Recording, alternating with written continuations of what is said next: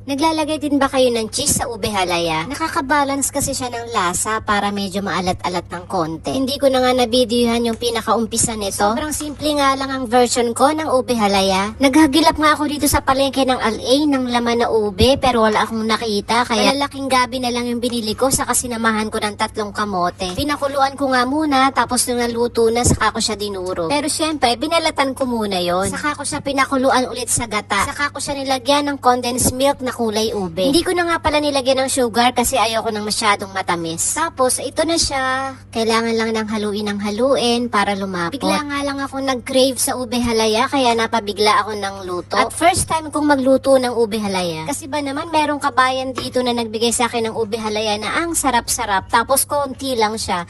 Kaya naman nabitin ako kaya dinamihan ko na talaga ang luto para hindi mabitin at mag-craving satisfied talaga yon. Mas masarap talaga ang ube halaya pag hinalo mo ng mas matagal. Pero dahil nagmamadali na nga ako dyan, hindi ko pa masyadong nahalo yan. Pero ang sarap niyan, grabe, promise.